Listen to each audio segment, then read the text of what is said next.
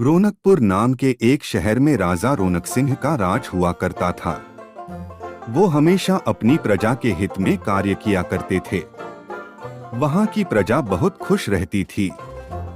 एक दिन गिद्ध आकाश में भूतिया पेड़ के बीज लेकर उड़ रहा था। जैसे ही गिद्ध रौनकपुर पहुंचा तो उसके मुंह से एकदम बीज रौनकपुर के बीचों बीच गिर गया। बीज भूतिया था, इसलिए अगले ही दिन वो पौधा बन गया।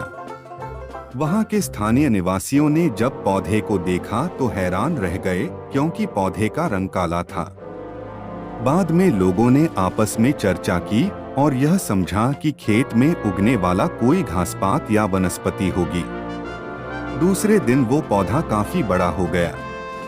लोगों को और ज्यादा दुविधा हुई कि एक ही दिन में ये पौधा इतना बड़ा कैसे हो गया। होते होते वो पौधा तीसरे दिन पेड़ बन गया। समय बिता और लोग भी तेजी से बढ़ने वाले पौधे के बारे में सोच सोचकर परेशान हो रहे थे। वो इस मामले को राजा के पास लेकर गए।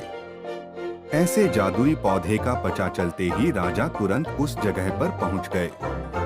राजा को जैसे ही पता चला कि एक काले रंग का पौधा 3 दिन में पेड़ बना है, तो वो भी उस पेड़ को हैरानी से देखने लगे। राजा उस पेड़ के पास चौथे दिन पहुंचे थे और तब तक पेड़ और बड़ा हो चुका था। वो इतनी तेजी से फैला था कि किसी को यकीन ही नहीं हो रहा था। राजा समझ गए थे कि का रंग काला है, इसमें जरूर कुछ जादू टोना होगा। इसी सोच के साथ राजा ने घोषणा कर दी कि जो भी इस पेड़ को खत्म करेगा, उसे वो इनाम के तौर पर 1000 सोने के सिक्के देंगे। यही नहीं, राजा ने यहाँ तक कहा कि पेड़ को खत्म करने वाला व्यक्ति मेरी मृत्यु के बाद मेरी राजगद्दी पाने का हकदार भी बनेगा।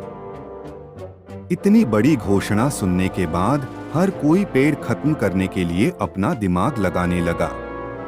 राजा के सारे चतुर मंत्रियों ने भी तरकीब लगाई, लेकिन पेड़ को कोई भी नष्ट नहीं कर पाया। किसी ने पेड़ के आसपास आग लगवाई तो एक मंत्री ने उस भूतिया पेड़ को हाथियों तक से खिंचवाया, लेकिन पेड़ को कुछ भी न हुआ, बल्कि भूतिया पेड़ है। तभी उस गांव के एक समझदार व्यक्ति को राजा की घोषणा का पता लगा। जानकारी मिलते ही वह अपने गुरु के पास भूतिया पेड़ से जुड़े रहस्य को जानने के लिए पहुंच गया।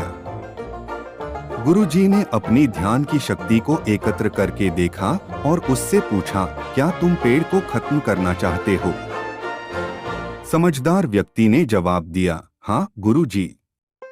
सब उससे परेशान हैं। गुरुजी ने बताया कि उसे खत्म करने का एक ही तरीका है। इसके लिए तुम्हें उस पेड़ के आसपास नमक डालना होगा।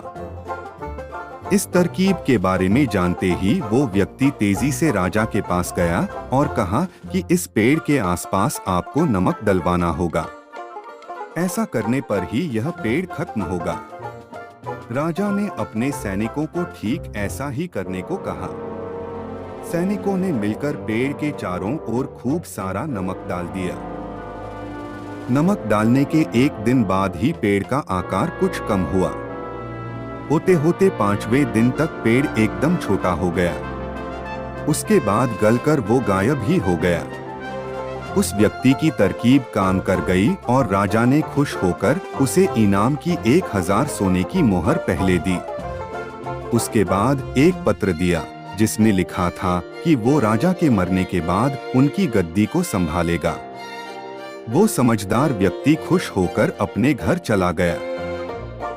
कहानी से सीख, ऐसी कोई मुसीबत नहीं होती जिसका समाधान न किया जा सके। जरूरत है तो बस धैर्य और समझदारी की। दोस्तों, अगर आपको हमारे वीडियो अच्छा लगा तो इस चैनल को सब्सक्राइब करें।